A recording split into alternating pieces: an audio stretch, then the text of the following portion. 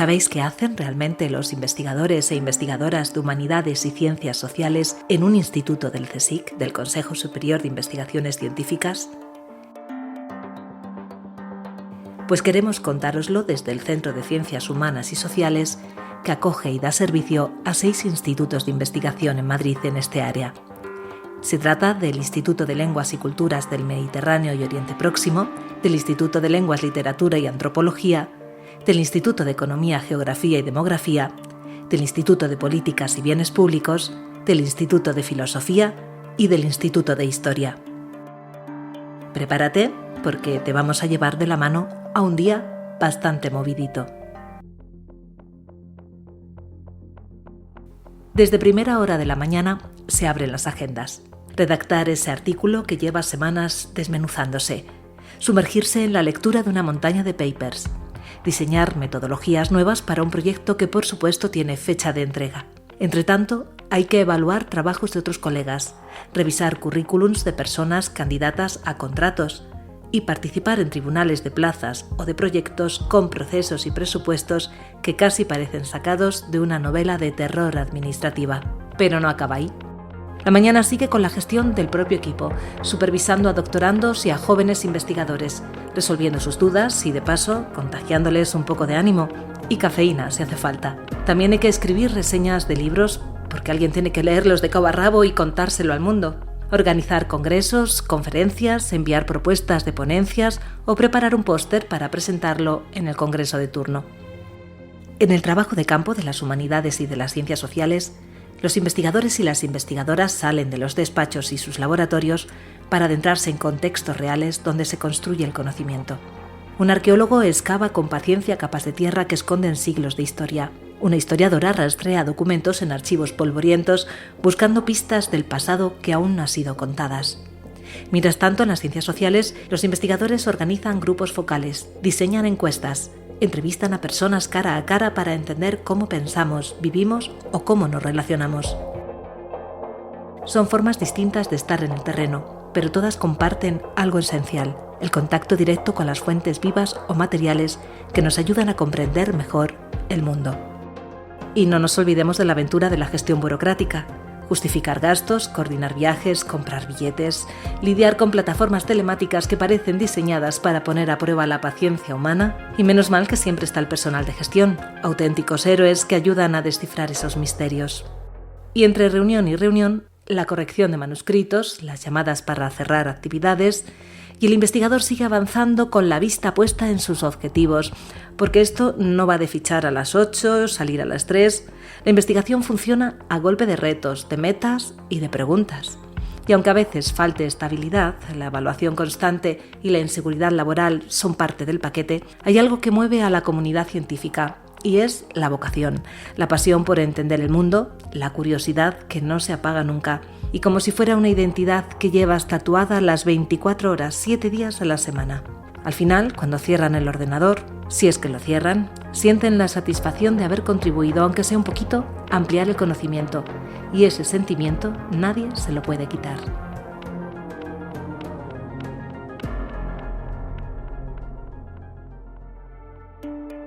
¿Y de qué hablaremos en este podcast, además de compartir las vivencias del personal científico y técnico del centro? Pues de todo lo que se cuece en el centro, que no es poco: investigaciones, proyectos, curiosidades y hasta momentos del día a día. Iremos incluyendo entrevistas, pero también pequeñas piezas sonoras que nos acercarán casi en directo a los avances y descubrimientos que se están haciendo, porque la ciencia también suena y aquí te la vamos a contar. Si nos escuchas, conocerás resultados de investigaciones punteras, nuevos enfoques, teorías que hacen pensar, descubrimientos, publicaciones académicas, artículos en revistas y libros que sacan a la luz años de trabajo, informes y estudios que ayudan a la sociedad a tomar decisiones mejor informadas, conferencias, seminarios, talleres y congresos que organizamos o en los que participamos, donde el debate y la discusión son fundamentales.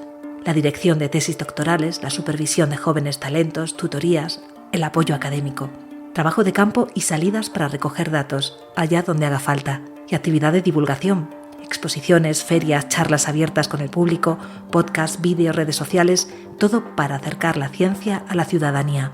así como premios, reconocimientos que celebran todo este esfuerzo y la excelencia. Y por supuesto, otras iniciativas en las que nos implicamos para seguir generando conocimiento útil y relevante. Porque sí. La ciencia en humanidades y ciencias sociales también transforma el mundo. Y aquí te vamos a contar cómo.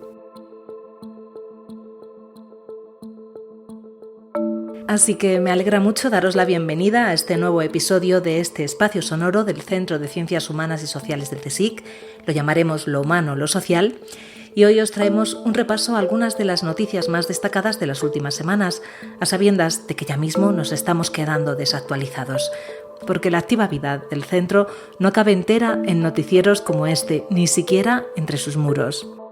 Después de las noticias escucharemos 3 entrevistas que tienen en común el activo papel de sus jóvenes investigadores e investigadoras y el trabajo más técnico. En primer lugar, entrevistamos a José Luis Vicente y a Gadea Claver, que nos explicarán cómo es posible el codiseño de un sistema agroalimentario sostenible y resiliente en la ciudad-región de Madrid. Después, nuestra compañera Salomé Zurinaga entrevista a Damián Romero, que dispone de un perfil mixto, científico y técnico, y coordina los laboratorios de arqueología del Instituto de Historia. Poco a poco, en siguientes episodios, iremos explorando todos los perfiles y las tareas de los técnicos del Centro de Ciencias Humanas y Sociales y su imprescindible labor. Para finalizar este episodio, conoceremos a una joven doctoranda, de la mano de nuestra compañera Marta Jiménez. Se trata de Julia de las Obras Los Certales, que nos presentará su interesante investigación sobre los patrones de consumo en la ciudad de Madrid a partir del gasto registrado en tarjetas bancarias.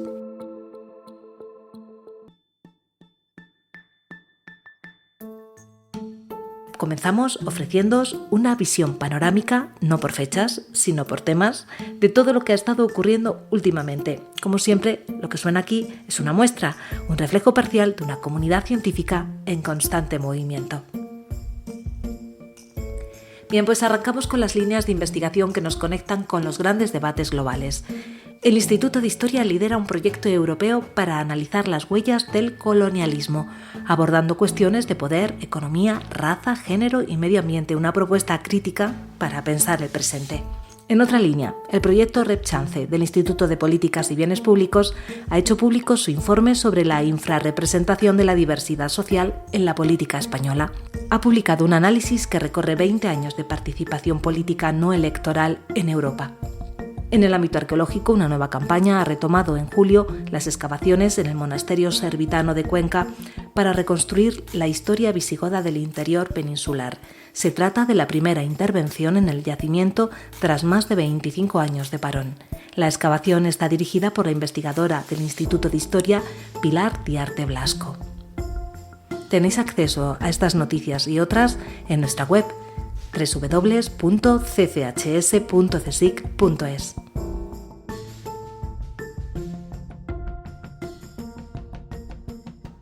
Por otro lado, la producción editorial es una pieza clave de nuestra actividad. Algunas novedades recientes. Por ejemplo, Emilio Santiago de Lilla propone una forma distinta de viajar en Psicogeografía de la I, un libro que es también un manifiesto contra la compulsión turística. Alberto Corsín Jiménez, también de Lilla, junto al ilustrador Marcus Carús, nos regalan Historia ilustrada del confinamiento, una crónica visual de las respuestas comunitarias durante la pandemia. Y en la colección ¿Qué sabemos de divulgación del CSIC, el libro sobre economía circular firmado por Christophe Kieffer y Pablo del Río nos invita a repensar el ciclo de vida de los productos, más allá del reciclaje. Además, se han presentado nuevas ediciones de revistas, como la Revista de Indias, Archivo Español del Arte, Sefarat, o la Revista Española de Documentación Científica, consolidando el papel editorial del Centro de Ciencias Humanas y Sociales. En próximos episodios iremos dando cuenta de todas ellas. Como comentábamos, las tesis doctorales siguen siendo uno de los pilares de nuestra comunidad investigadora. En las últimas semanas, varias defensas han sobresalido por su calidad.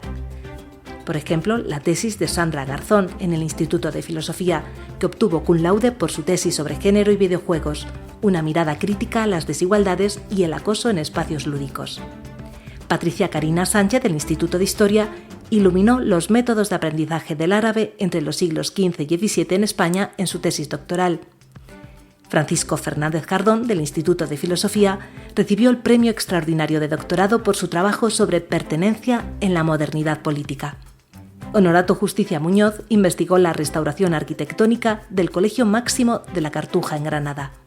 Y Omar Salén Ould García, del Instituto de Lenguas y Culturas del Mediterráneo y Oriente Próximo, defendió una tesis sobresaliente sobre ciencia y religión en el judaísmo medieval. Fuera de nuestras fronteras, Isidro Aguillo, del Instituto de Políticas y Bienes Públicos, ha sido nombrado profesor honoris causa por la Universidad AAB de Kosovo, en reconocimiento a su trayectoria en ciencia abierta. También hablamos de divulgación y participación social, porque la ciencia también se comparte y se hace desde exposiciones, jornadas y encuentros que sacan el conocimiento de los laboratorios y de las bibliotecas.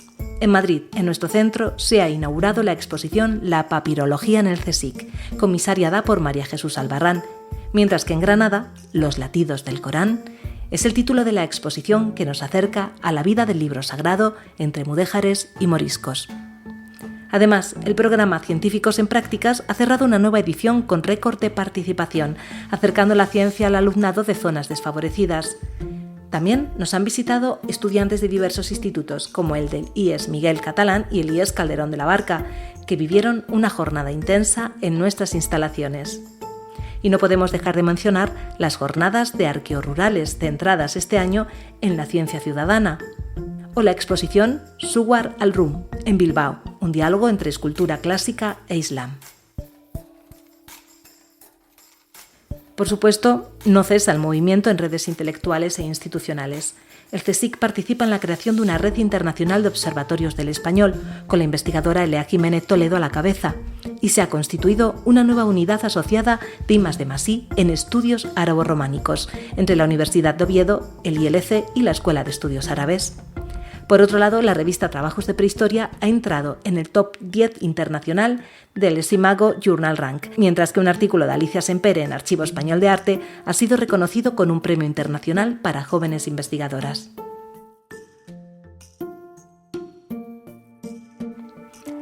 Y como os decíamos al principio, todo esto es solo la punta del iceberg. Muchas cosas quedan fuera: conversaciones, proyectos en marcha, redes que se tejen en silencio. Bueno, algunas sí que asoman en nuestras redes sociales, donde podéis seguirnos para no perder detalle. Tenemos cuentas en Twitter, ActualX, en Blue Sky, en Instagram, en YouTube y próximamente, quién sabe, TikTok. Animaros, hacednos propuestas. Gracias por acompañarnos en este recorrido por la vida científica del CCHS. Escuchamos a continuación nuestras entrevistas. Bueno, hoy nos acompañan José Luis Vicente y Gadea Claver Barrios. Ambos son investigadores en el Instituto de Economía, Geografía y Demografía del CSIC, ubicado aquí en el Centro de Ciencias Humanas y Sociales. Ambos formáis parte del grupo de investigación Sistemas Agroalimentarios y Desarrollo Territorial. Buenos días, hola, buenas tardes, según desde donde nos escuchen. José Luis, Gadea. Hola. Hola, buenas. Bueno, pues José Luis, tú llegaste al IEGD con un contrato postdoctoral y en febrero de 2025 aprobaste una oposición para formar parte ya del cuerpo de científicos titulares del CSIC, ¿verdad? Sí. Y Gadea, estás desarrollando tu tesis doctoral con un contrato predoctoral en este mismo grupo. Juntos trabajáis en el proyecto Terralimat, Territorio Alimentario de Madrid, que nos interesa mucho desde la unidad de divulgación, especialmente por su carácter participativo y por ese diálogo que propiciáis entre el conocimiento científico, la experiencia práctica y la ciudadanía, de lo que vamos a hablar a continuación. Hace unas semanas, precisamente, desde el CCHS, pues también nos hicimos eco de una bonita noticia, que es la incorporación del Living Lab del Parque Agrario de Fuenlabrada y el Centro de Acopio Madrid Rural a la Red Europea de Agroecología, de lo cual también vamos a hablar y nos vais a explicar. Bueno, es una iniciativa que acompañáis, que analizáis y que codiseñáis pues, desde el propio proyecto, ¿no? Luego ahora nos explicáis un poco más. Bueno, pues queremos hablar sobre este enfoque vuestro de trabajo, cómo se construye una investigación con impacto territorial real en el territorio y cuál es vuestro enfoque transformador de la agroecología, de la justicia alimentaria, de todo esto. Vamos paso por paso. En primer lugar, José Luis, ¿Qué visión nos puedes dar de qué es, así en general, Terralimat? ¿Qué objetivos persigue? ¿Qué fases tiene? ¿Qué duración? Bueno, pues son muchas preguntas, intentaré responderlas lo más brevemente posible. Tiene una duración de 5 años, empezando en junio de 2024 hasta junio del año 2029. Tiene diferentes fases. La primera fase, el proyecto tiene como 2 grandes pilares diferentes. Uno es el pilar conceptual, más temático, científico, y el otro pilar es, digamos, el metodológico o los procesos. Conceptualmente, ¿qué quiere el proyecto? Lo que buscamos con el proyecto es cómo podemos articular un sistema territorializado en la región de Madrid y también basado en los principios de la agroecología, sostenibilidad social, ambiental y económica. Y la parte metodológica o de procesos es también muy interesante porque nuestra perspectiva es, mi pregunta era cómo podemos hacer esta utopía de regionalizar el sistema alimentario de Madrid, que parece complicado. Bueno, no se puede hacer sin la participación ciudadana. Entonces, en esa parte conceptual nosotros tenemos un enfoque que es el de Living Lab, o laboratorio viviente, o laboratorio vivo, o laboratorio ciudadano. Hay como diversas terminologías, llamémoslo Living Lab para entendernos.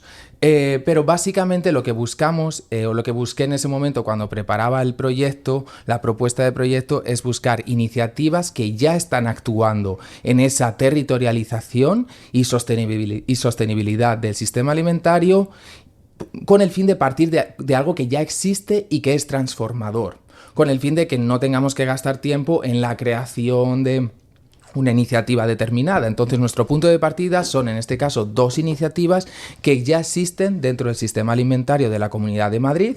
Uno es el supermercado cooperativo de la OSA, el otro es el binomio del Parque Agrario de Fuenlabrada en conjunción con el centro de acopio Food Hub de Madrid Rural, que está también en Fuenlabrada.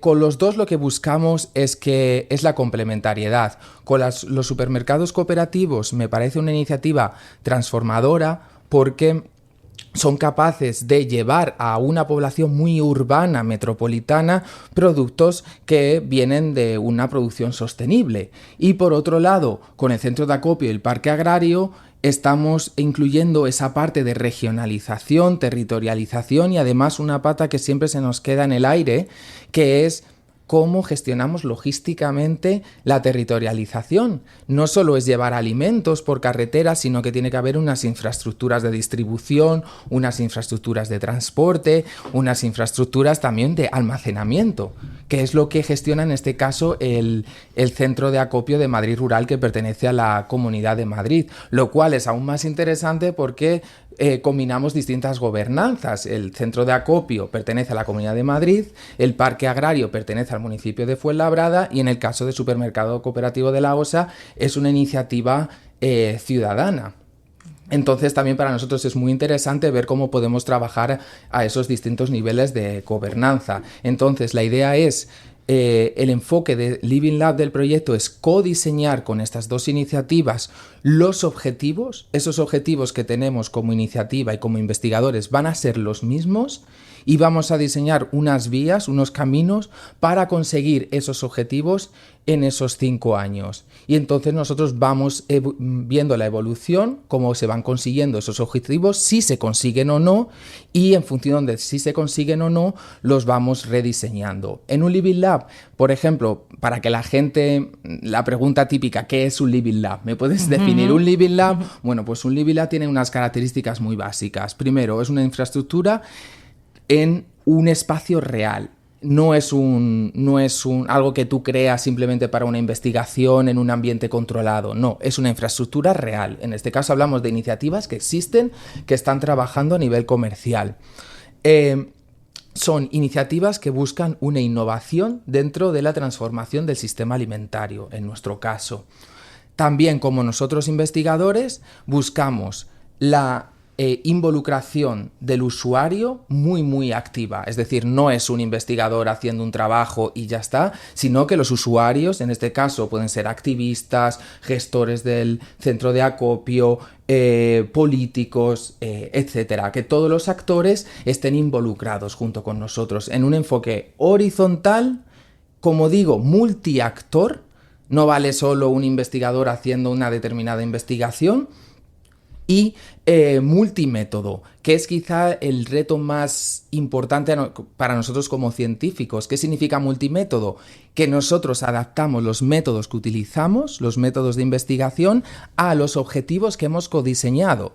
Lo cual, como digo, es un reto, porque no partes de unos métodos predeterminados, sino que ajustas tus métodos a los objetivos que quieres conseguir. Y bueno, también los puedes ir cambiando, variando en función de cómo vaya resultando esos caminos que has codiseñado. Así que básicamente es una perspectiva transdisciplinar. Es decir, nuestro punto de partida, también para la gente que no esté muy familiarizada con qué es la transdisciplinariedad quiere decir que nuestro punto de partida no es una simple research question o pregunta de investigación de una curiosidad científica, sino que surge de un problema social. Nuestro punto de partida es un problema social y eso hace que nuestra investigación tenga un gran impacto social, porque está codiseñada, codecidida con los distintos actores. Perfecto, José Luis. Qué bien, me gustaría ir tirando del hilo de muchos conceptos que has ido mostrando, pero bueno, lo vamos a ir haciendo poco a poco. Vamos a darle ahora la oportunidad a Gadea de que nos explique su participación en el proyecto. Estás haciendo la tesis doctoral y bueno, a José Luis le he oído decir muchas veces que eres el alma de este proyecto. Explícanos cómo se inserta tu trabajo como investigadora con tu formación como predoctoral y el trabajo en el campo, vamos, directamente, trabajo de campo, ¿no? Con este proyecto. Cuéntanos.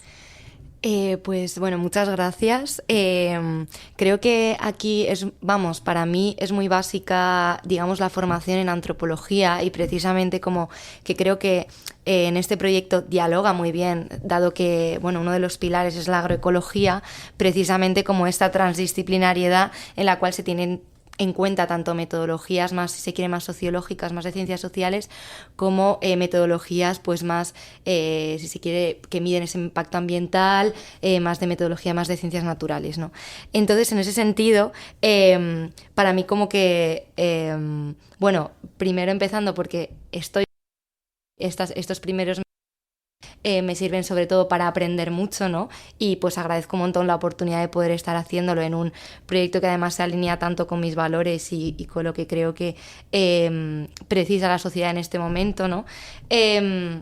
Pues creo que además puedo poner en práctica muchos de esos aprendizajes de la etnografía, en concreto también esa etnografía reflexiva, en donde efectivamente uno de sus valores principales, por ejemplo, es esa implicación, o sea, comprender que cuando tú investigas te estás implicando de alguna manera y que el tener la oportunidad de poder participar en iniciativas, en proyectos que ya están funcionando, que tienen necesidades, que tú crees en esos valores y que también estás coincidiendo en los objetivos o necesidades que en el Living Lab desde un principio nos ponemos junto con ellos, ¿no? Codiseñando objetivos que tienen que ver con la posibilidad de seguir escalando, la posibilidad de seguir satisfaciendo unas necesidades de esta manera determinada y sobre todo como de manera más un marco que por supuesto está en las investigaciones, que creo que es transversal en todas las investigaciones que se llevan a cabo en nuestra época, es la crisis ecosocial, ¿no? O sea, cómo conseguir de alguna manera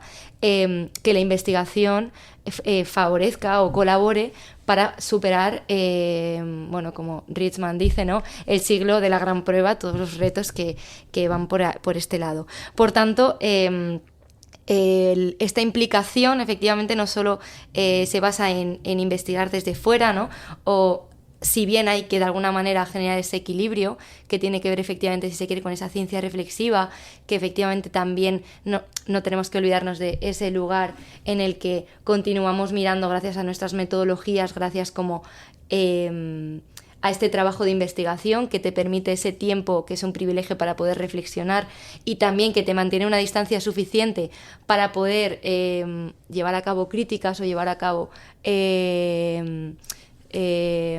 conclusiones sin estar muy sesgado con esa situación, pero a la vez esa ciencia transformadora que pone al servicio toda esta reflexión para conseguir los objetivos de las iniciativas. Por tanto, bueno, yo la verdad es que estoy aprendiendo mucho. Creo que además las iniciativas nos han acogido muy bien. Precisamente creo que tiene que ver con esta consonancia en objetivos, ¿no?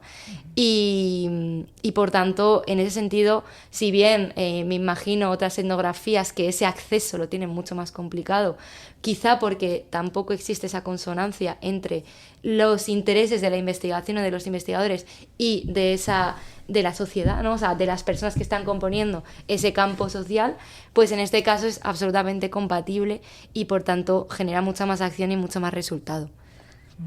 Sí, fantástico. Pues ahora me iréis contando un poco cómo se recoge también todo ese conocimiento, ¿no?, académico y cómo se integra, pero antes voy a ir un poco, puede parecer un paso atrás, pero creo que puede ser interesante para algunos oyentes comprender qué es el concepto de agroecología.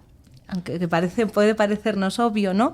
Y que es algo que va más allá también de una práctica agrícola, ¿no? Hay un enfoque pues científico, social, político. ¿Qué es la agroecología? Pues si quieres, José Luis, si quieres luego complementar algo, Gadea. Parece una pregunta sencilla, como dices, pero no es fácil teniendo en cuenta que en los últimos años se ha cooptado el término. Entonces yo creo que es importante enfatizar en la perspectiva sistémica de la agroecología, porque muchas veces se ha entendido o hay ciertos sectores bastante interesados en que la agroecología sea solamente un conjunto de prácticas medianamente sostenibles que combinan aspectos agronómicos teniendo en cuenta los ciclos naturales. Entonces aplican los principios de la ecología. Entonces mezclas agronomía, ecología y tienes una serie de principios que pueden ser más o menos sostenibles. Lo que hemos visto es que eso no es suficiente y que es necesario primero un salto de escala mental en esos principios más agronómicos con el fin de no me vale solo la sustitución de insumos, es decir, inorgánico con orgánico, que es lo que ha hecho la agricultura ecológica, porque al final nos ha llevado, no es una crítica a la agricultura ecológica, pero en muchos casos nos ha llevado a monocultivos, que son ecológicos, pero no dejan de ser monocultivos.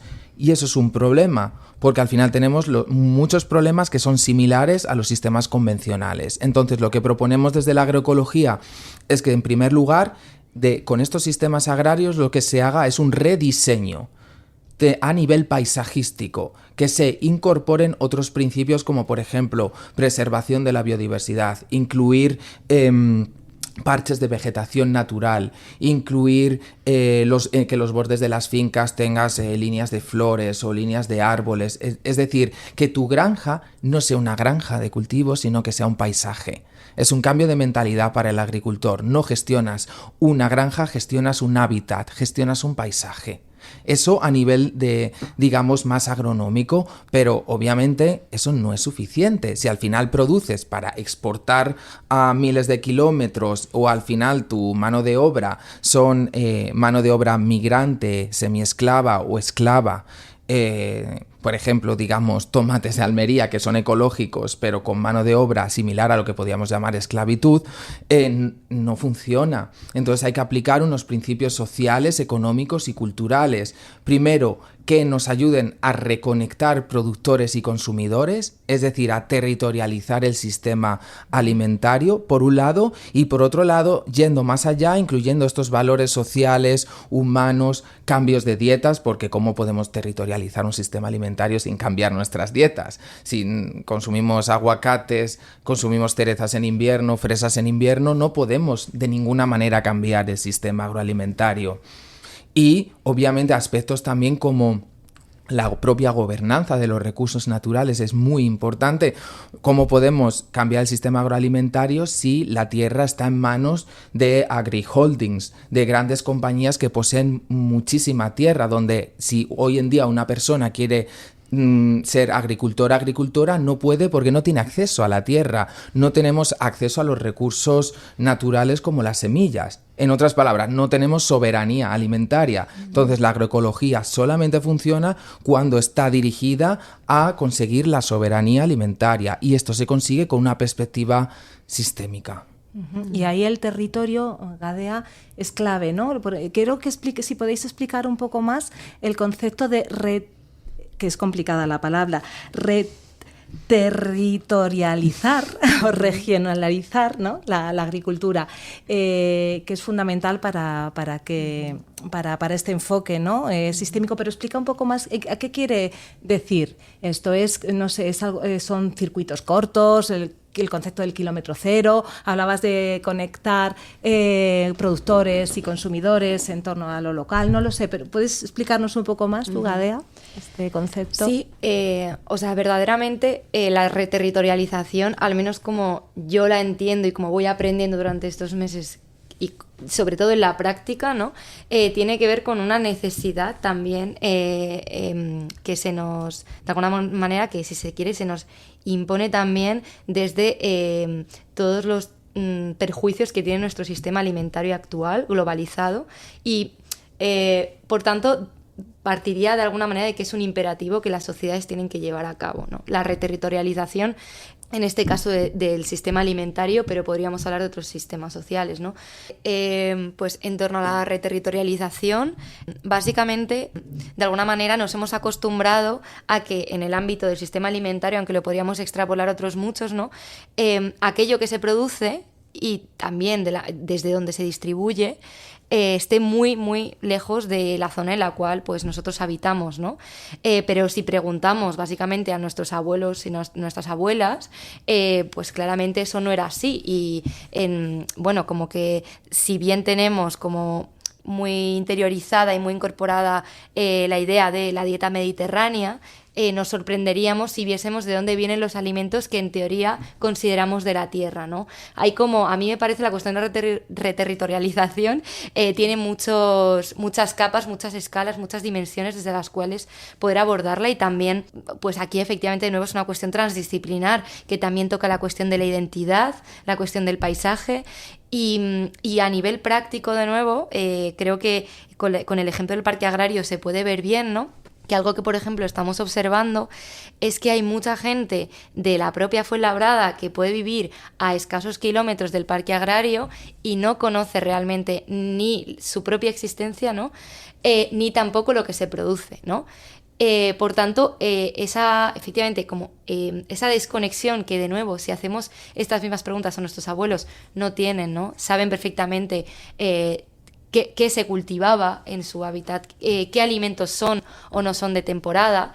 De hecho, hay una exposición muy interesante en el barrio del Pilar, que creo que ya no está, pero que precisamente muestra, creo que, bueno, es de una asociación de memoria del barrio, y precisamente muestra con fotografías cómo en la época en la que se estaba construyendo la vaguada se veían las huertas que estaban en las propias ciudades, que estaban abasteciendo a gente de las propias ciudades. Es algo que creo que, por lo menos a nivel generacional, en mi caso, ni siquiera nos imaginamos que eso podía ser así, que en Madrid podría existir ese tipo de... O sea, se podría combinar realmente, se podría producir, y tampoco sabríamos por dónde empezar. Entonces, pero bueno, como tiene muchas capas, igual José Luis también aquí... nos puede... Sí, desde el proyecto es muy acertado lo que dice Gadea es sorprendente ver cómo, por ejemplo, en Fuenlabrada la gente que va incluso a comprar los alimentos que se venden ahí del Parque Agrario de Fuenlabrada ni siquiera conocen que vienen de allí, del Parque Agrario. O no saben muy bien qué es el parque agrario, lo que nos lleva a nosotros dentro de, no quiero ser demasiado aburrido, pero nosotros lo englobamos dentro del concepto de proximidad, enlazando con la pregunta de qué es reterritorializar. No solo es geográficamente, tienen que pasar otras cosas. ¿Qué otras cosas? Que haya una proximidad cognitiva, es decir, que la gente sepa que se cultiva en cada época del año. Que ahora mismo eso no existe. Mucha gente, sobre todo gente joven, actualmente no sabe ni qué productos se cultivan en su zona, ni cuáles son de temporada y cuáles no.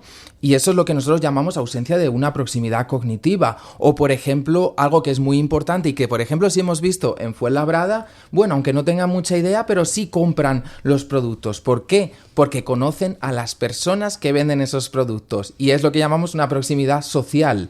Compro esos productos porque tengo confianza con la persona, tengo esa relación de confianza que me permite, digamos, tener plena confianza en que esos productos se han producido se han cultivado de una manera justa o que vienen de cercanía. Aunque no sepas de dónde, pero como confías en la persona, no necesitas saberlo. Entonces también eso es muy importante a la hora de reterritorializar. Y además, también para nosotros es muy importante la proximidad organizativa. Y es que esto no es posible si no hay diferentes actores colaborando entre sí. Unos productores que venden a unos determinados distribuidores, que a su vez venden a unos determinados empresas vendedoras de los productos allí en la zona de ese territorio en concreto. Tiene que haber una relación de proximidad organizativa, una relación entre ellos para que esto pueda ocurrir. Y en último término, no podemos reterritorializar si no hay un apoyo institucional, que es lo que llamamos una proximidad institucional. Es decir, al menos, aunque no haya muchas veces que nos ocurre un apoyo institucional directo y claro, al menos que se genere una atmósfera amigable para que estas iniciativas puedan aparecer, que no se les ponga demasiadas trabas burocráticas, que se haga una interpretación de la legislación un tanto flexible para que estas iniciativas puedan sobrevivir, porque las grandes compañías pues cumplen todos los requisitos porque tienen ese poder económico. Los más pequeños no tienen. Entonces sí hay margen de maniobra en la legislación para interpretar la legislación de tal manera que pueda ser un tanto flexible para estas iniciativas, pues permitir espacios públicos para determinado tipo de iniciativas, fomentar, por ejemplo, las compras públicas desde los distintos ayuntamientos, súper importante, las estrategias alimentarias, etcétera. Entonces, para nosotros también la proximidad institucional, que por ejemplo en el caso de Fuenlabrada es un ejemplo de éxito muy claro. Claro, todo eso le da entidad también a todas estas iniciativas, no sé, y también se autoperciben, ¿no? Con valor, yo creo, ¿no? Es importante. Que habláis de Fuenlabrada, hablamos de Madrid, un territorio muy urbano, ¿no? Con una capital gigantesca, y Fuenlabrada también es una ciudad muy grande. O sea, ¿qué papel juegan los espacios urbanos en la agroecología, ¿no? Y en vuestro proyecto, ¿no? Pero en la agroecología, ¿cómo se conjuga? No sé, ¿qué papel pueden tener más allá de Madrid también? Sí, bueno, claro, es que al final, yo vengo de trabajar en Berlín muchos años y al final en las grandes ciudades tipo, digamos, París, Berlín, Madrid, son casos de urbanos muy extremos. A mí me gusta mucho el ejemplo de agujero negro, aunque estemos aquí en Madrid grabando el podcast, me permito decir que es literalmente un agujero negro porque atrae todos los recursos, consume muchísimos recursos, produce muy poco. Y hay que tener mucho cuidado con esas ciudades tan grandes. Una ciudad de tamaño, digamos, mediano, pequeño, por ejemplo, en el caso del Estado español, es muy fácil que llevar a la práctica, o relativamente fácil llevar a la práctica un sistema más territorializado o basado en la agroecología, porque, pues todavía siguen conservando espacios de huertas, aunque, la urbanización ya se las está comiendo, pero tienen esos espacios que todavía conservan en las riberas de los ríos, espacios de huertas, espacios periurbanos, donde todavía se puede producir. Ahora mismo, en mi caso, en otra investigación, estoy analizando el caso de Valladolid y es bastante claro, una ciudad de tamaño medio que todavía conserva un espacio periurbano donde se pueden producir estos alimentos. En el caso de la ciudad de Madrid, por ejemplo, es más complicado. Por ejemplo, el caso del Parque Agrario de Fuenlabrada se crea para proteger ese área de toda la presión urbanística que hay alrededor. Si no se protege ese área, al final acaba siendo ocupada por edificios. Ahora mismo la Comunidad de Madrid tiene muy poco espacio cultivable en relación a el número de personas que viven, lo que nos lleva a pensar cuál es el territorio alimentario de Madrid, que es una pregunta que tratamos de responder en nuestro proyecto, pero a la cual de momento no tenemos respuesta, pero seguramente vaya mucho más allá de los límites administrativos de la ciudad de Madrid. Y es algo que es lo que nosotros llamamos el concepto de bioregión, que no solo incluye unos aspectos biofísicos, sino también culturales, de tradiciones, de cultivos que tienen lugar en la zona. Sin embargo, por no hablar todo negativo de las ciudades, sobre todo de Madrid, un aspecto muy positivo que tienen ciudades como Madrid es que tienen población muy convencida sobre la necesaria transición agroecológica. Entonces, abrir una iniciativa como un supermercado cooperativo, la OSA, en la zona del barrio del Pilar es muy importante porque sabes que al principio siempre va a haber gente que va a apoyar tu iniciativa. Sin embargo, en ciudades de tamaño medio pequeño en este país es mucho más complicado. Entonces, por decir una parte positiva, hay mucha gente convencida que puede ser atraída por estas iniciativas que comienzan. Ahora bien, necesitamos ir más allá, convencer a los que no están convencidos. Y eso nos lleva a otra pata del proyecto, que es la reconexión urbano-rural, que para mí es quizá el problema base de todo. Bueno, el problema base yo creo que es la desconexión con la naturaleza, pero que en nuestro proyecto se traduce en una desconexión entre el mundo rural y el mundo urbano. Es que creo que cada vez se hace más evidente, más fuerte. La gente en el mundo rural, en el mundo urbano, incluso convencida con la agroecología, desconoce cómo se producen los alimentos, cuáles son de temporada. Nos encontramos casos como, identificar que alimentos que se producen en Valencia son regionales en la Comunidad de Madrid y de temporada. Bueno, quiero decir, hay ciertos límites. Obviamente siempre ha habido comercio, siempre ha habido intercambio, pero también sobre todo se basaba en un sistema más territorializado, y esa conexión con el mundo rural se ha perdido en el caso de Madrid porque ya no hay prácticamente mundo rural. Entonces, para mí, ese aspecto, relación o reconexión mundo urbano, mundo rural, es algo que en nuestro proyecto también intentamos tocar, pero también sobre todo en nuestro grupo de investigación aquí en el CCHS es uno de los retos principales. Uh-huh. Contadme, quizás Gadea, un poco más en concreto alguna metodología con la que trabajáis para esa co-creación conjunta de objetivos y de adquisición de conocimiento con todos estos actores que hablábamos, ¿no? Agricultores, operadores logísticos, todos los intermediarios que participan, consumidores, ¿cómo os reunís, cómo trabajáis esa creación conjunta de conocimiento? Pues en nuestro caso, con ambos Living Labs, con ambas iniciativas, tuvimos como reuniones iniciales, un poco primero para esa toma de contacto y también para explicar de nuevo también en qué consiste, porque de nuevo es algo efectivamente pues muy innovador, aunque efectivamente coge diferentes nombres, y es verdad que hay que agradecer que cada vez hay más iniciativas, si se quiere, de acción participativa, y como que es una metodología cada vez más extendida, ¿no? Pero bueno, como en esta primera fase se comparten los objetivos y se llega pues al punto de cuáles son las necesidades, empezando por cuáles son las necesidades de las iniciativas, qué podemos nosotros aportar, y también a través efectivamente de nuestra experiencia, de nuestro bagaje y de las metodologías y técnicas de investigación concretas, qué podemos hacer.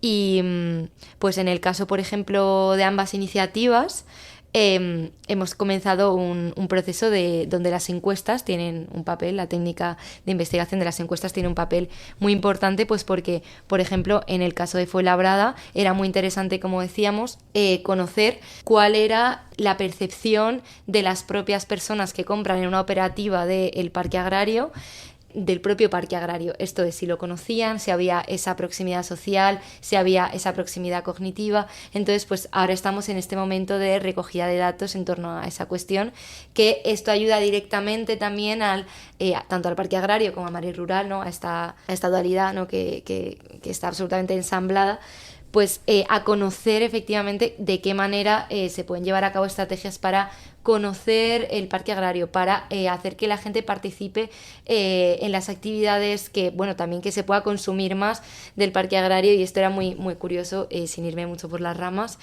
puesto que el parque agrario también durante años anteriores, digamos que ha repartido en diferentes puntos de Madrid.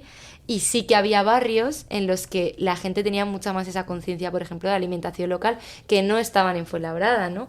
Luego hay mucha gente en Fuenlabrada que también la tiene, pero de diferentes formas. Entonces, también al final el trabajo situado te ayuda a aterrizar y a comprender las necesidades concretas de cada territorio, porque incluso en la propia ciudad de Madrid, pues digamos que las proximidades pueden ser muy diferentes, y los motivos por los cuales la gente se acerca en este caso, la alimentación, la producción del parque agrario es muy diferente. Y en el caso de la OSA es muy interesante también, sobre todo para la iniciativa, poder llegar más directamente al barrio, puesto que de nuevo, quizá por la localización, por un montón de factores, ¿no?, que sociológicamente se nos pueden escapar, hay mucha gente que viene de fuera del barrio, estamos viendo, vive muy cerca y no conoce el supermercado, o quizá tiene una imagen concreta y hasta que no entras no entiendes bien cómo funciona. Entonces, bueno, digamos que mientras a nosotros también nos ayuda a investigar, en algo que va a repercutir después directamente, ¿no?, pero que no tiene que ser directamente, digamos, el resultado de, por ejemplo, llevar a cabo un plan de comunicación en la OSA para que más gente del barrio la conozca, sino que a lo mejor tiene más que ver con qué está pasando en este barrio o qué pasa en la ciudad de Madrid para que existan estas pocas proximidades a nivel cognitivo. Pues nos ayuda a reflexionar y a la vez a llevar a cabo acciones muy concretas. Y eso es un ejemplo, por ejemplo, pero bueno, hay más metodologías porque al final son muchos objetivos y en ello estamos. Sí, y muchos años de trabajo, tenéis ahí 5 años. Precisamente quería preguntaros un poco cómo veis todo este sistema agroalimentario de Madrid dentro de 5 años y cómo os gustaría verlo, vamos a poner en 10. Por ejemplo, ¿cómo veis el futuro? No sé, que puede ser responder a qué creéis que es necesario para que estas experiencias se consoliden, se extiendan. ¿Qué creéis que hace falta? Pues mira, si puedo comenzar, Gadea. Yo creo que leí hace poco un paper para una investigación también que estamos haciendo ahora, una revisión sistemática de la literatura científica con Gadea, y me parecía muy interesante porque decía que las iniciativas que eran exitosas no eran aquellas que tenían un discurso más radicalizado o radical. No por ser más radical en tu discurso vas a conseguir ser más transformador, sino que son aquellas que son capaces de articular las demandas de los actores. Muchas veces incluso vemos partidos políticos con discursos muy verdes, sostenibles, alimentariamente también, agroecológicos, pero no son capaces de articular las demandas de los distintos actores. Es decir, ¿cómo vamos a hacer esa transición?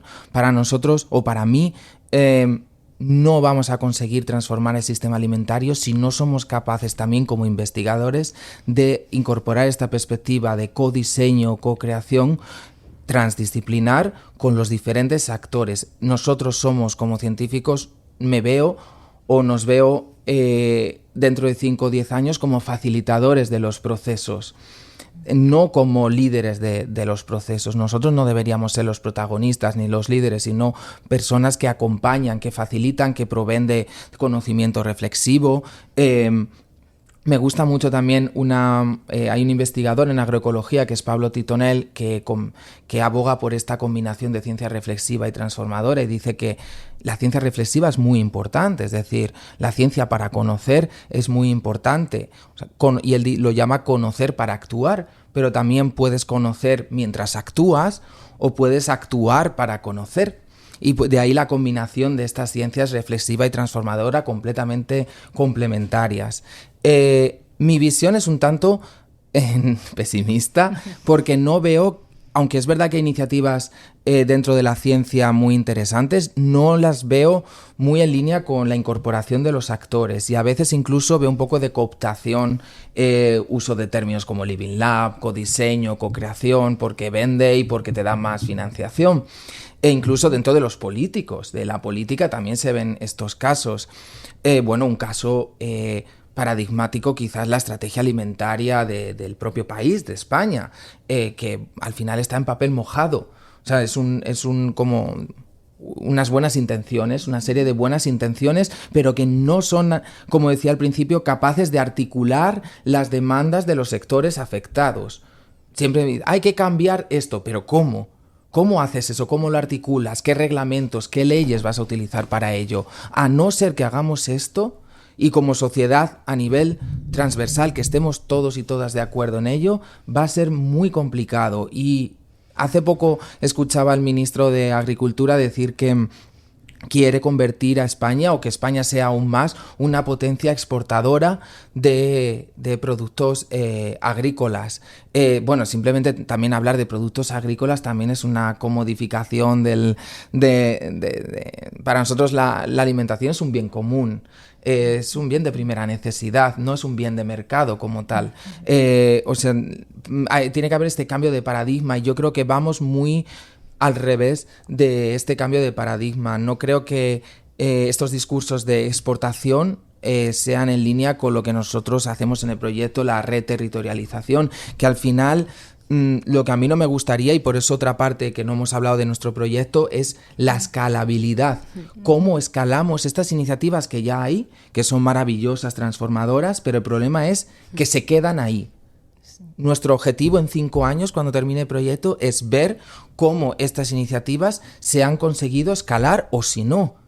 Y si se han conseguido escalar, qué lecciones aprendemos de ellos para que en otros lugares puedan aplicar principios similares para que puedan tener ese impacto. Ahora mismo estamos viendo cómo en países de Latinoamérica sí lo han conseguido a través, sobre todo, de políticas públicas y de políticas no solo que directamente incentiven esta transformación, pero que también hagan esto que decíamos antes de un ambiente amigable para que estas iniciativas transformadoras aparezcan y se reproduzcan, se repliquen. Si no somos capaces de hacer eso, al final nos vamos a quedar en un pequeño grupo de convencidos haciendo determinadas iniciativas e investigaciones, y nos incluyo, y todos muy contentos, pero al final no conseguimos ese cambio. Para mí la clave va a estar en el escalado, la escalabilidad de las iniciativas que son transformadoras.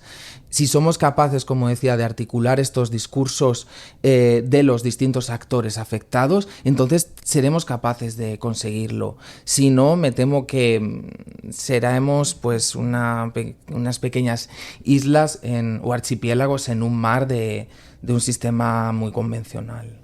Sí, Gadea, no sé cómo te ves en 5 años. Yo creo que con la tesis presentada, cum laude, fabulosa, pero ¿cómo te gustaría, no sé, encontrar el espacio en el que estás trabajando dentro de 5 años?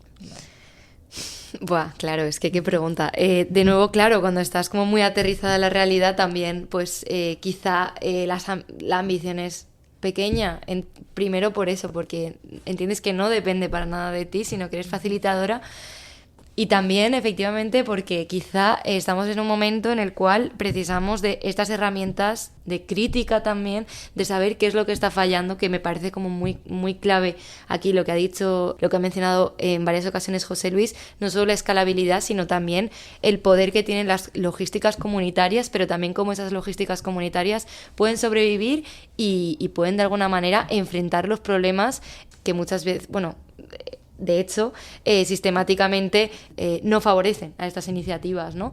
Entonces, creo que al final, cuando efectivamente estás tan de cerca, de alguna manera sientes a veces esa impotencia de decir, esto está sucediendo, esto es algo muy bueno, esto es algo que está consiguiendo resultados, está haciendo más accesible, por ejemplo, una alimentación justa, saludable, territorializada en muchos casos, pero efectivamente no está consiguiendo escalar o al final, por ejemplo, en el caso de los supermercados cooperativos, ¿no? Personalmente, algo que no me gustaría que pasase en 5 años es que la idea de alguna manera se haya viciado, se haya desinflado, porque se haya visto que el resultado no ha sido satisfactorio.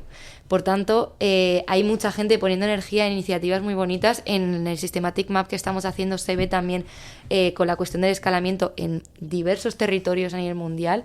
Y creo que esa pregunta que nos tenemos que hacer también a nivel global es cómo conseguir que estas iniciativas escalen y que de alguna manera, no se frustren, ¿no? Por no ver esos resultados que, como es normal, cuando tú pones mucho trabajo a algo y ves que no está saliendo, pues pues básicamente quizá no vas a tener esas fuerzas para seguir construyéndolo, o quizás se va a comunicar una idea bajo la cual la gente no va a querer tomar el relevo, ¿no? Entonces, ojalá que de alguna manera encontremos alguna de las fórmulas para ver cómo conseguir escalar esto. Y estoy bastante segura que no solo tiene que ver con el sistema alimentario, efectivamente.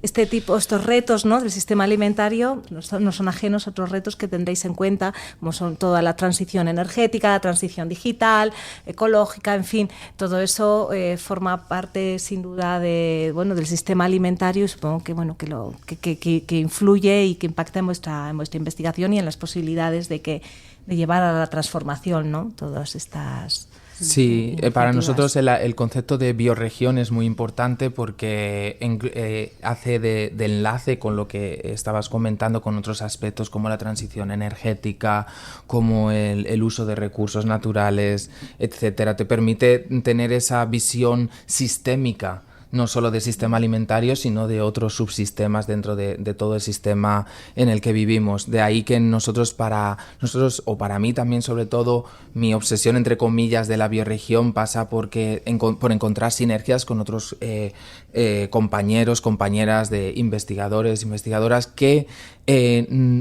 nos provean de esa información, de esas sinergias que están trabajando ya con el sistema energético, con el metabolismo social, etcétera, el uso de recursos, que todos podamos trabajar conjuntamente y podamos tener, como dices tú, no podemos transformar el sistema alimentario por sí solo, sino hay que transformar todo a la vez. Y entonces ir uniendo campos de investigación, campos de trabajo a través de iniciativas comunes, porque al final un Living Lab es alimentario, pero en un Living Lab puedes también tener otros aspectos como la energía, otros consumos de recursos, afecta a la gobernanza de los recursos naturales, etcétera. Entonces, a través del Living Lab es un enfoque, es una herramienta que te permite también incidir en otros subsistemas.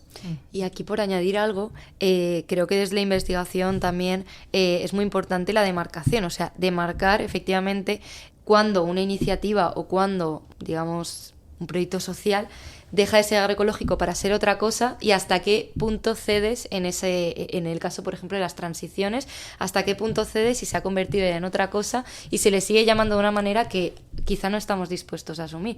Y en ese caso, si José Luis me deja, pues quería hablar precisamente de un artículo que tiene él y compañeros precisamente para hablar de la cuestión de la cooptación de la agroecología, ¿no? La cuestión de la cooptación es un término que también creo que nos puede ayudar a tener una capacidad crítica en torno a ver la diferencia entre el nombre de una iniciativa o de una acción social y la verdadera acción que está llevando a cabo. Quizá no está precisamente siendo compatible con los principios que defiende, y eso es muy importante, creo, en este momento y a nivel de comunicación.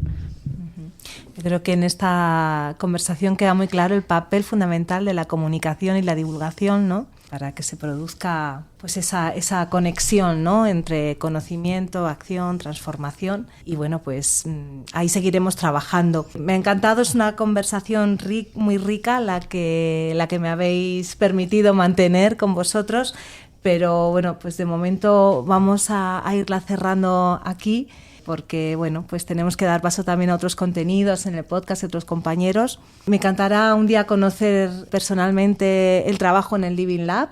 Prometo acudir en algún momento y preparar algún reportaje, al menos sonoro, para mostrarlo a todos los oyentes.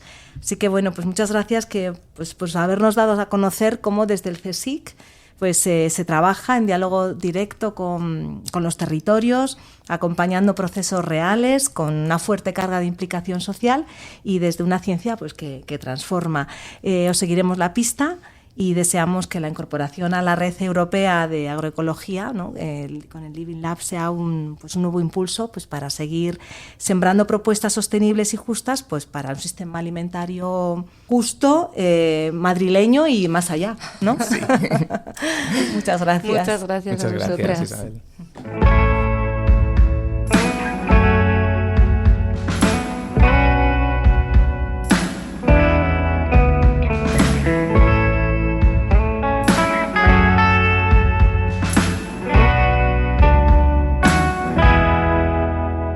Y ahora vamos con una breve pausa veraniega.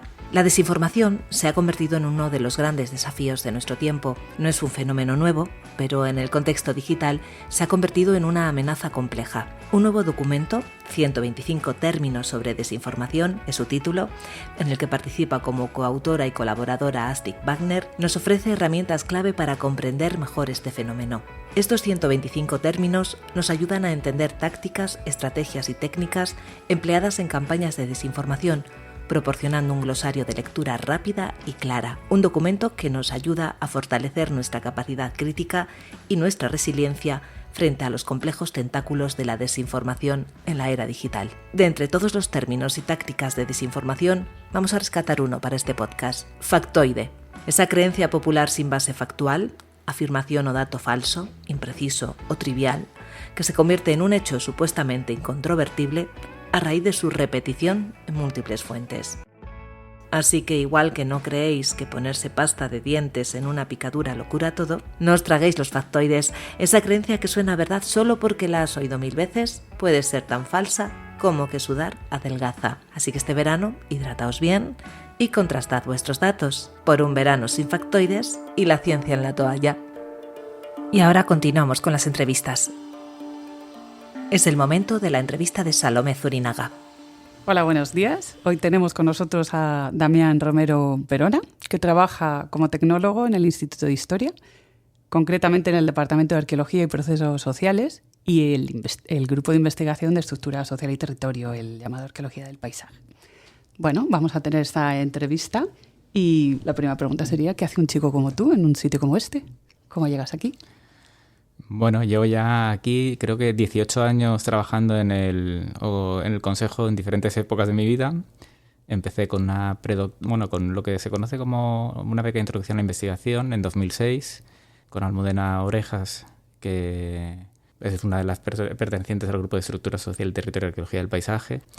Y yo venía de Valencia y digamos que entré de rebote. Solicité la beca, quedé en lista de espera. Y al poco, recuerdo, pues por ejemplo, estando en el metro, justamente yendo al último examen de Valencia, de la universidad, me llamaron por teléfono que habían renunciado y me habían concedido la beca. Así que me vine a la aventura y fueron 4 meses en los que entré en contacto con el grupo, colaboré con ellos, vieron que trabajaba bien y me ofrecieron la posibilidad de hacer la tesis doctoral con Javier Sánchez Palencia, que fue mi director. Y nada, durante los siguientes años pues llevé a cabo mi carrera investigadora, mi etapa predoctoral y defendí la tesis, no en el plazo que debía, pero finalmente la terminé defendiendo. Y después de eso pues di una serie de tumbos por aquí y por allá, como autónomo, como trabajador por cuenta propia, hasta que finalmente volví a entrar gracias a un contrato de personal técnico de apoyo en el año 2020 y en los laboratorios de arqueología. Me saqué durante ese momento, aprobé la primera posición, que era la de técnico de gestor de proyectos. Trabajé durante 2 años en el grupo de gestión de proyectos de aquí del CCHS, donde están los laboratorios también de arqueología, hasta que finalmente volví a probar otra posición diferente, que es la de tecnólogo, que es la plaza que estoy ahora, o cubro ahora, desde febrero, desde el 5 de febrero, que fue cuando se publicó. Fíjate la memoria que tengo ahí esos días. Así que han sido 18 años de diferentes etapas en las que finalmente pues, he terminado, digamos, dentro de lo que son los laboratorios de arqueología y ver un poquito ahora la etapa que se abre ante mí.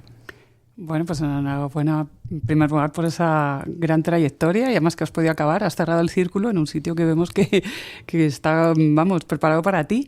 Si no recuerdo mal, yo te conocí un día en el LAM, uno de los laboratorios. ¿Nos podías explicar un poquito en qué consiste y qué significa eso del LAM, desarrollar esas siglas?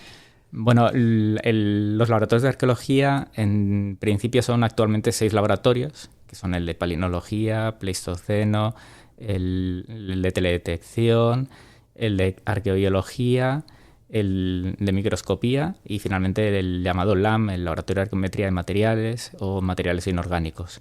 Y ese es un laboratorio que tiene 2 almas. Por un lado, digamos que tiene el alma clásica, entre comillas, de la arqueología, de estudiar lo que son los materiales, principalmente cerámicos y metálicos, que aparecen tanto en prospección como en excavación. Y por otro lado tiene un alma arqueométrica, que es la de estudios de esos materiales a través de métodos físico-químicos, como son pues, desde el microdurómetro, que es una forma de medir la dureza de los metales, hasta, por ejemplo, la difracción de rayos X. Bueno, una serie de estudios generalmente que se realizan a nivel estructural de los metales. Estamos viendo si en un futuro podemos ir implementando también el estudio de arqueometría cerámica, y justamente una compañera lleva a cabo ese tipo de trabajos y estudios también, que está haciendo actualmente su tesis doctoral. Veamos si se puede integrar esa parte también. Claro. Luego entiendo que trabajáis en proyectos propios o externalizáis, por así decirlo, los servicios. Pues ahí cada laboratorio desarrolla su propia forma de funcionar. Hay laboratorios que tienen más una estructura de servicios, otros que tienen más de trabajo de proyectos, pero sí que es verdad que en general todos los trabajos, tanto que sean servicios como proyectos internos o trabajos internos, están vinculados a la investigación. O sea, no hacemos servicios sin un fondo o una finalidad científica. En el caso del LAM, como decía, tiene esas dos almas. La parte más clásica generalmente no se externaliza porque es uno de los trabajos más comunes de la arqueología. Entonces es muy poco frecuente o es extraño que alguien te solicite algo que la mayoría de gente sabe hacer. Aún así hemos tenido algunos encargos, por ejemplo, de digitalización de dibujos o realización de dibujos justamente con otros institutos como el ILC. Justamente pues un trabajo que tuvimos con la investigadora Bárbara Bock sobre digitalizar dibujos en tablillas, ya no me acuerdo de la época, si asirias o del próximo Medio Oriente.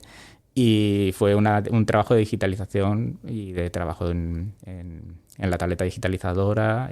Luego los trabajos más arqueométricos sí que tienen más salida, digamos.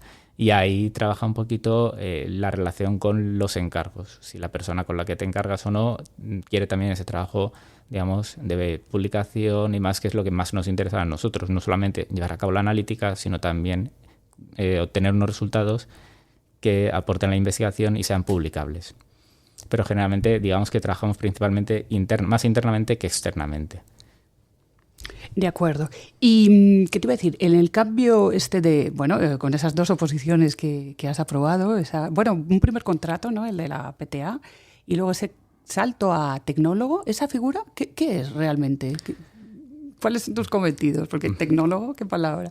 Bueno, la figura de tecnólogo nace en la Ley de la Ciencia del año 2011 y es una figura que se crea, digamos, como un puente entre los técnicos y los investigadores en los organismos públicos de investigación. Es una figura que solamente existe en los OPIs, pero no se había convocado justamente hasta el año 2023, que fue la primera convocatoria a la que yo me presenté.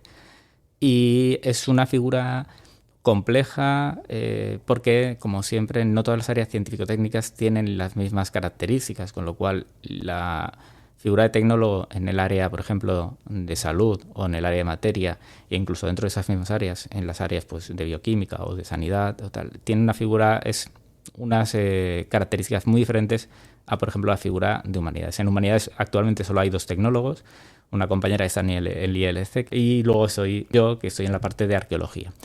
Digamos que a mí se me ha integrado un poquito como figura central de los laboratorios. He dicho, esos laboratorios son 6 laboratorios, cada uno tiene un responsable científico y un personal técnico asociado, y se ha pensado en mí como una figura que coordine y organice un poco, digamos, a esos laboratorios y que le dé proyección, que, digamos, vea cómo podemos estructurarnos, que se nos visibilice y que se nos conozca más y mejorar la situación.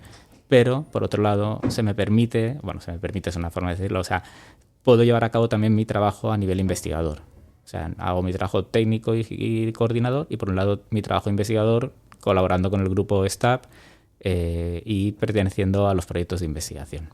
De acuerdo, o sea que tienes como esos 2 perfiles, efectivamente, la parte de técnico, ¿verdad? Y además muy especializado, y luego esa otra parte, sin ser científico titular, pero asociado a lo que es un grupo de investigación en el proyecto que esté en curso en ese momento, me imagino. Y luego ya por último, unas cuestiones que son bastante importantes en la ciencia ¿cómo crees que tu trabajo puede llegar a los más jóvenes? Es decir, una vez que ya tenemos esa idea de lo que coordinas, estás de coordinador de todos los laboratorios, realmente, ¿qué hacéis para visibilizar lo que es esa transferencia de conocimiento tan importante, pero para daros a conocer de manera efectiva? O sea, que se sepa que, hola, estamos aquí. Bueno, pues realmente ese es un trabajo que también es un trabajo coordinado justamente con la unidad de divulgación y cultura científica del CCHS, con la que estamos ahora justamente hablando. Entonces, ellos muchas veces tienen contactos con colegios, institutos, o con estructuras externas al Consejo que permiten visitas o organizar actividades con nosotros. Entonces es muy común que una vez cada 2 meses o así tengamos visitas de escolares de diferentes edades, desde los 7, 8 años hasta los 14, 15, 16, a los laboratorios, gracias a esa coordinación. Nosotros también tenemos, por otro lado, los propios investigadores, cuando trabajan en universidades o colaboran en másters o dan clases, también a veces traen a los alumnos ya de etapas más avanzadas de universidad para que visiten los laboratorios y vean esas posibilidades de salidas profesionales. Entonces podemos trabajar desde los más pequeños para explicarles conceptos de arqueología y de cómo funciona e intentar quitar una serie de tópicos que existen, a los ya de una edad media que van a empezar a pensar ya en un futuro de universidad o de trabajo, con lo que pueden ver un poquito por salidas profesionales, y finalmente a los propios universitarios, que muchas veces también no saben que existe también un trabajo técnico al que se pueden dedicar. O sea, trabajamos en eso. Luego también hacemos otras actividades, como por ejemplo se colabora con el programa cuarto de la ESO Más Empresa, salimos también a ferias o actividades fuera como Ciencia en el Barrio. Todo eso muchas veces coordinado con la unidad de cultura científica de aquí, que es la que muchas veces, digamos, nos busca esos bolos, entre comillas. Muy bueno. Sí. Y me imagino que, bueno, por supuesto, en Noche de los Investigadores, Semana de la Ciencia, efectivamente, ¿no? Todos sí, esos hay que decir eventos.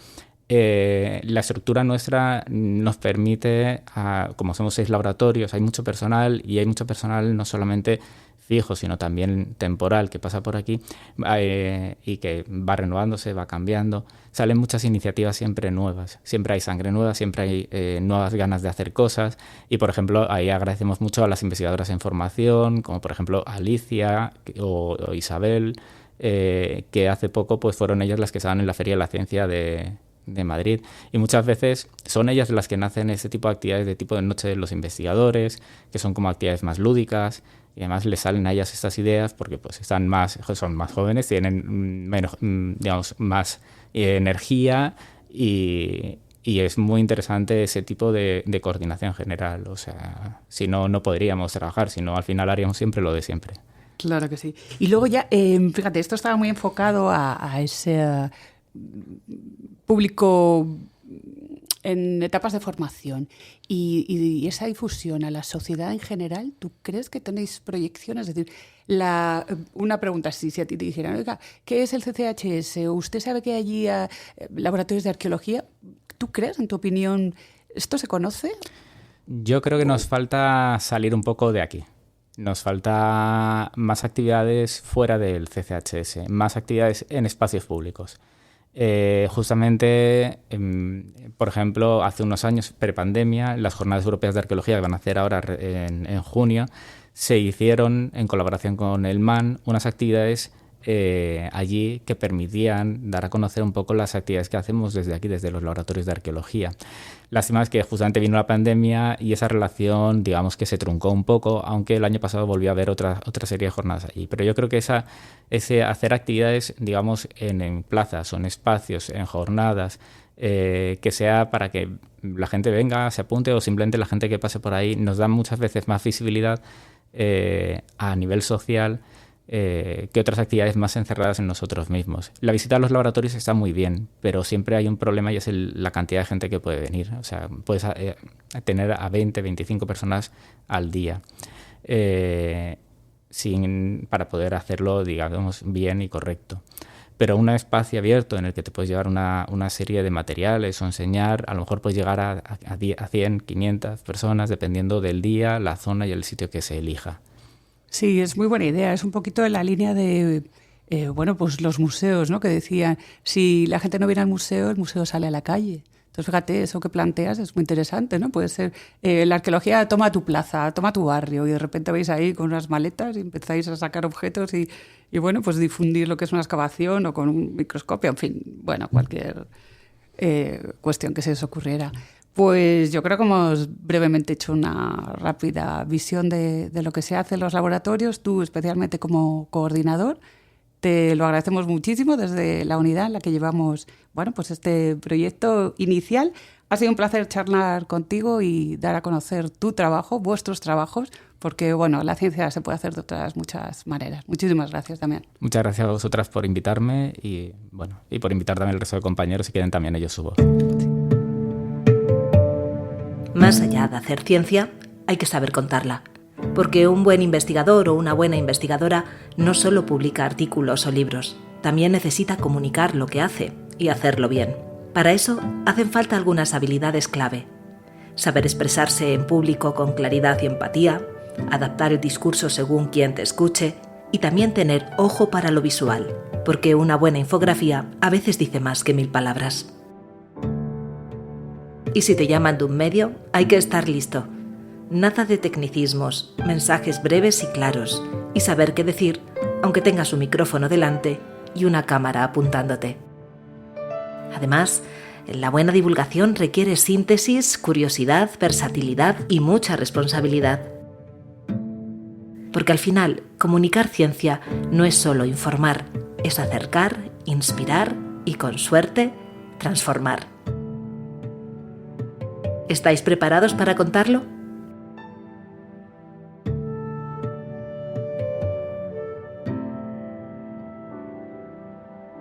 Es el momento de escuchar la entrevista de nuestra compañera Marta Jiménez. Saludos, os damos la bienvenida a esta nueva sección llamada Cuestiones que la sociedad demanda.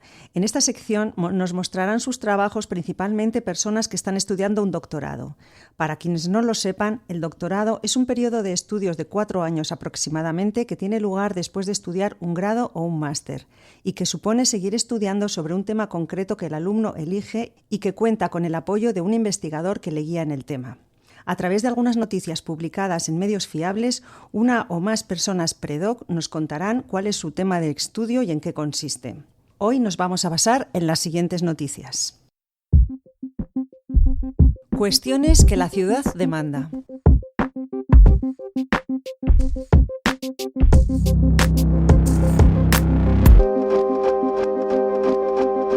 Las tiendas de barrio se reinventan para sobrevivir a las grandes superficies y al comercio online. RTVE, 2 de febrero de 2024. La tarjeta de crédito se consolida como el método de pago más utilizado en España. Compro con ella hasta el pan, nunca llevo efectivo. Cadena SER, agosto 2024.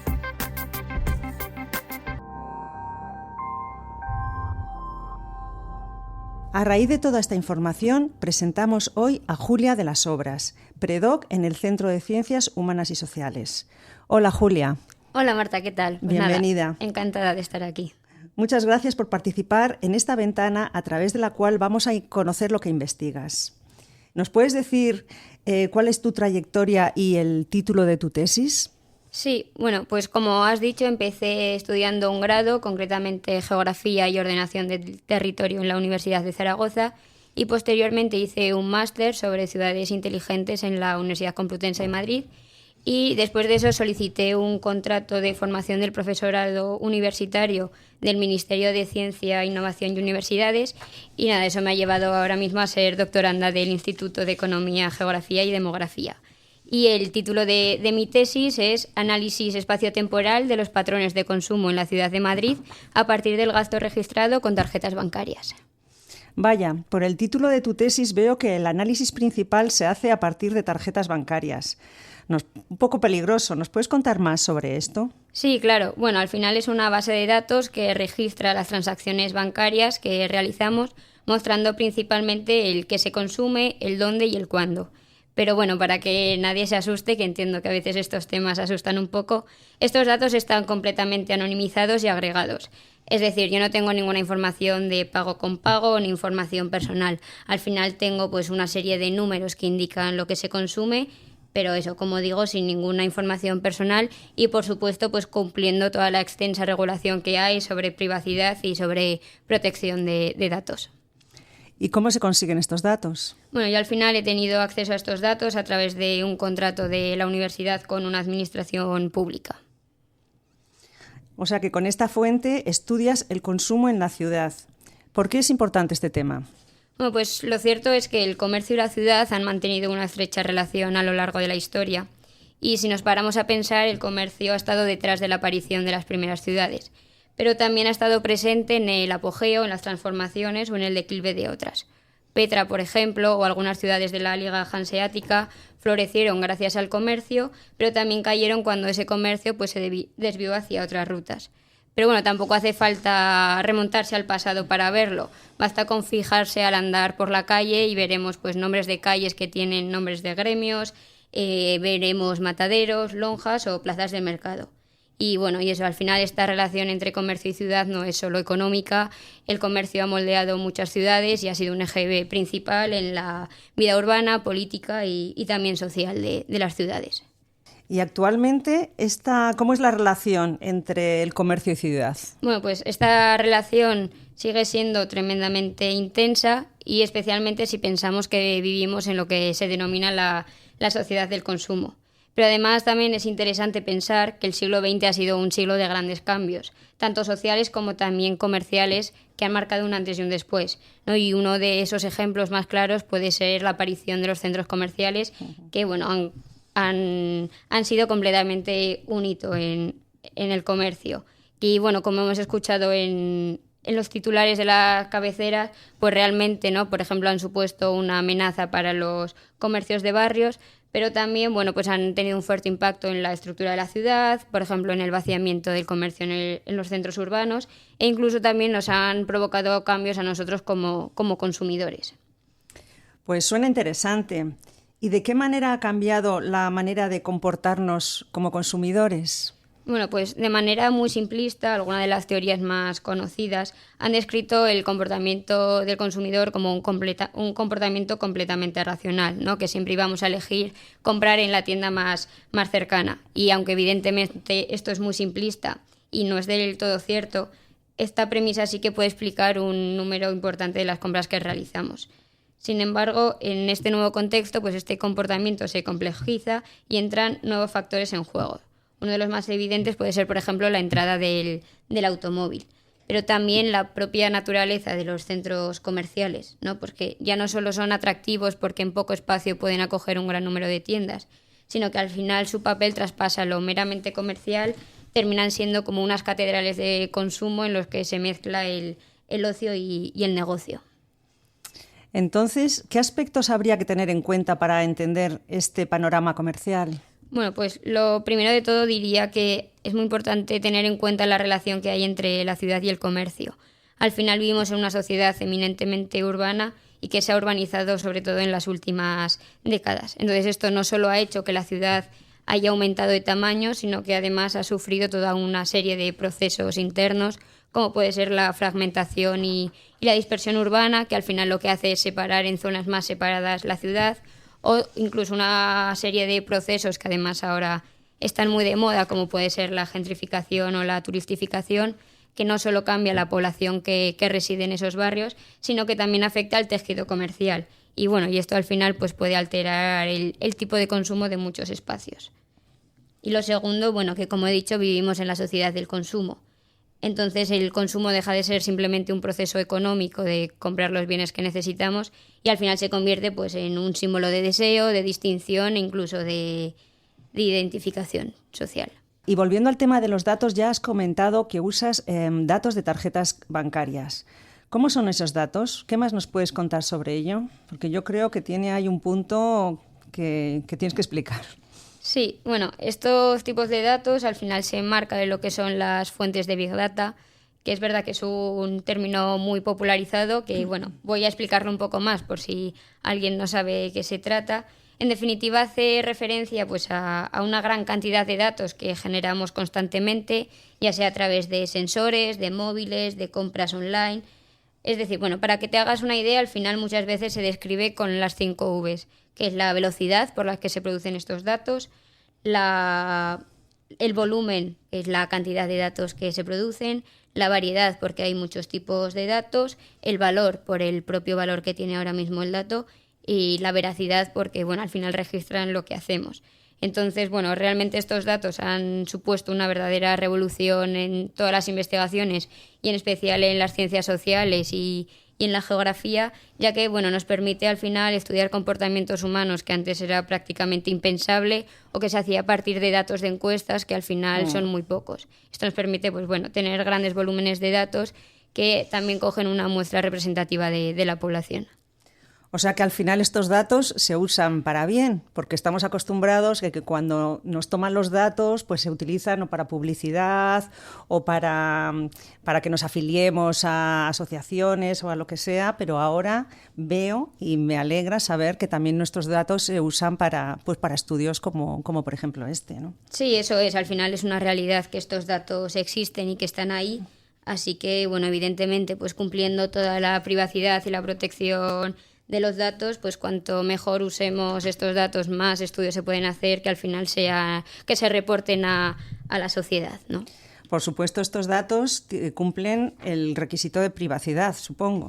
Sí, eso es. Al final, todos estos datos, pues hay una extensa regulación, tanto europea como nacional, de privacidad, de protección de datos, y estos datos, cumplen todos estos requisitos, que al final esto lo que hace es que no se pueda ni identificar ni a una persona, ni a un comercio, ni nada. Incluso se elimina información si pudiera ser sensible. O sea que, bueno, diría que todo el mundo puede estar tranquilo por esta investigación, al menos. Sí, la verdad que nos quedamos más tranquilos con esto. Entonces, a partir de todos estos datos que mencionas, ¿me puedes repetir el tema de tu tesis y contarnos qué es lo que estás investigando actualmente? Sí, eso. Bueno, al final el título, el gran resumen de mi tesis es un análisis espaciotemporal de los patrones de consumo en la ciudad de Madrid. Entonces, bueno, al final son estudios centrados en esta ciudad, primero porque realmente es la ciudad para la que tengo los datos.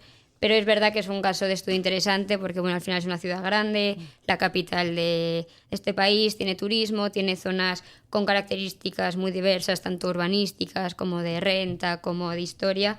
Entonces, pues bueno, puede dar una imagen bastante amplia. Entonces, el primer análisis que he realizado sería el análisis más general, que sería el estudio en sí de los patrones espaciotemporales, ¿no? Esto quiere decir que al final estudio de manera conjunta el qué se consume, el dónde y el cuándo, y a partir de ahí pues se saca pues unas tipologías de espacio y además pues también comparo, por ejemplo, comportamientos de los residentes con los turistas, que bueno, como te puedes imaginar, tienen dinámicas de consumo bastante diferenciadas. ¿Y cómo son estas dinámicas? Bueno, pues al final, por ejemplo, el turista consume únicamente en unas zonas, que al final es el centro de la ciudad, en un periodo muy concreto, tanto durante el año como durante el día. Por lo tanto, pues bueno, son dinámicas que es interesante tener en cuenta, por ejemplo, para la planificación de la ciudad. Bueno, el segundo análisis que realizo se centra más en la movilidad y en las relaciones que se generan entre las distintas áreas de la ciudad. No, esto al final lo que quiere decir es que miro dónde compran las personas que residen en cada una de las zonas y cómo varían esas conexiones según la edad o el nivel de renta. ¿Y cómo se mueve la gente para consumir? Pues bueno, es muy interesante porque si bien es cierto que al final la mayoría de la gente compra sobre todo cerca de sus casas, hay muchas matizaciones según el grupo de población que estudiemos, ¿no? Por ejemplo, las personas mayores o los grupos de rentas altas y muy bajas son los que menos se desplazan, aunque por razones muy diferentes, ¿no? Por ejemplo, unos pueden ser por comodidad, otros porque buscan una mayor exclusividad y otros incluso pues igual por limitaciones económicas o en el transporte. Y, por ejemplo, en cambio, las edades intermedias pues se mueven mucho más, bueno, por los desplazamientos del trabajo, usan más el coche y al final son las personas que, por ejemplo, más van a los centros comerciales. Luego otro aspecto muy interesante que hemos estudiado es lo que llamamos los espacios de centralidad comercial, que al final son esos lugares en los que compra mucha gente de muchos puntos diferentes.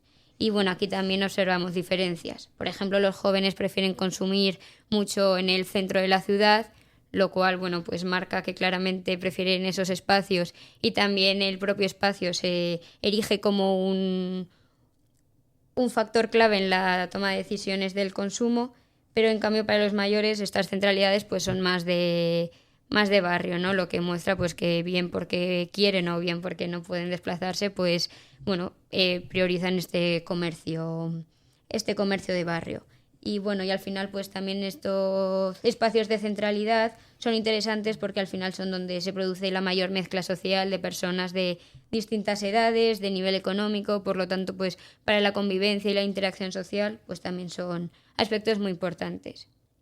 Y bueno, ya entrando en el último análisis, que es más específico, es sobre la economía nocturna, que es otro aspecto que ahora caracteriza el consumo y las ciudades de hoy en día. Entonces, bueno, analizamos básicamente cómo cambia el consumo a lo largo de la noche, qué se compra, en dónde y también por qué. O sea que este consumo nocturno, supongo que en Madrid es realmente importante, ¿no? Sí, de hecho, bueno, en alguno de estos rankings que ahora gusta hacer mucho sobre las ciudades, no sé si fue este año o el pasado, Madrid fue clasificada como la ciudad con mejor ocio nocturno. Y bueno, y realmente, pues mirando nuestros resultados, pues es verdad que Madrid representa, o sea, el consumo nocturno en la ciudad de Madrid representa el 30% del gasto. Por lo tanto, pues bueno, podemos imaginar que realmente es muy importante el consumo nocturno en Madrid. Uh-huh. Vale, y con todo este análisis, al final, ¿para qué sirve? ¿Qué utilidad tiene más allá de conocer los patrones de consumo? Bueno, yo creo que esa es la pregunta clave, ¿no? De toda investigación, esto para qué, y bueno, al final creo que lo importante es que para la sociedad pues haya una mejora o bueno, algún tipo de aportación. Entonces, bueno, estos análisis considero que son bastante importantes en general para distintos agentes, ¿no? Porque también podría ser importante para las tiendas, pues para, por ejemplo, elegir mejor su ubicación. Pero bueno, el verdadero foco de mi tesis está esto, cómo afecta a la ciudad y cómo se puede planificar mejor la ciudad en base a estos resultados, ¿no? Porque al final el saber cómo se consume pues nos da pistas sobre cómo se concibe el espacio, cómo se está empleando, qué dinámicas lo están transformando y en general hacia qué modelo de ciudad estamos avanzando. Entonces, bueno, a partir de ahí pues se pueden hacer muchas reflexiones. ¿Podemos acceder a estos datos? Porque realmente yo creo que veo que puede ser muy interesante para las personas que nos escuchan y quiero saber si podemos acceder a tus datos, a tus estudios y podemos leer más sobre el tema.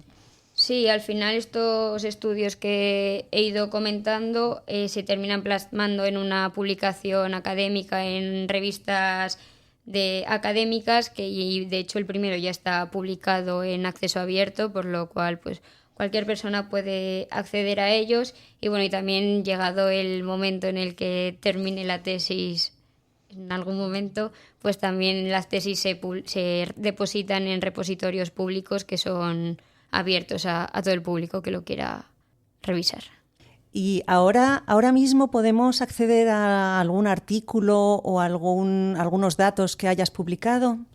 Sí, al final todos los análisis que he comentado, alguno está ya publicado, alguno está en fase de revisión y, por ejemplo, el de la economía nocturna ya está publicado en una revista académica que se llama CITIS, pero bueno, está en acceso abierto, así que cualquier persona que tenga interés pues puede acceder a él. Pues accederemos, no lo dudes.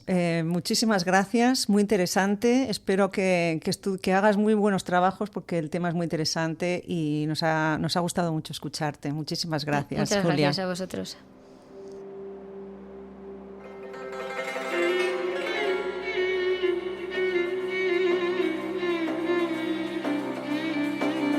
Los distintos edictos y sanciones promulgadas a lo largo del siglo XVI obligaron a los moriscos a vivir su fe islámica en la clandestinidad del hogar, a pesar de la prohibición de hablar, leer y escribir en árabe y de las purgas masivas de obras islámicas, siguieron conservando sus libros.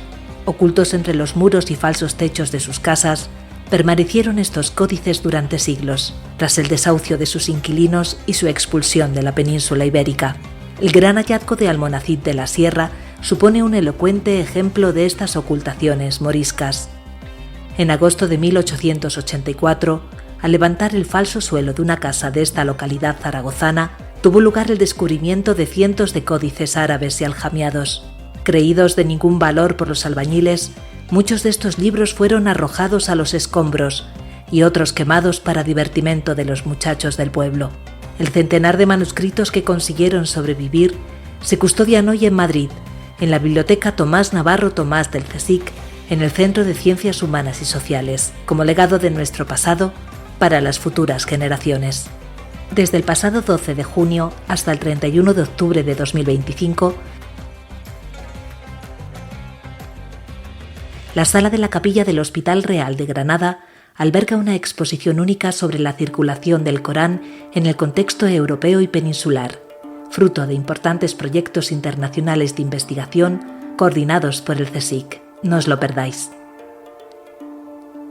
Esperemos que os haya gustado este primer episodio. Para el próximo preparamos nuevo material que esperamos os sorprenda y os agrade. Seguiremos dando a conocer el trabajo de investigación y técnico del Centro de Ciencias Humanas y Sociales del CSIC, lo humano y lo social. Coordina este podcast y os habla Isabel Fernández, desde la Unidad de Divulgación, Edición Digital y Cultura Científica del Centro de Ciencias Humanas y Sociales del CSIC.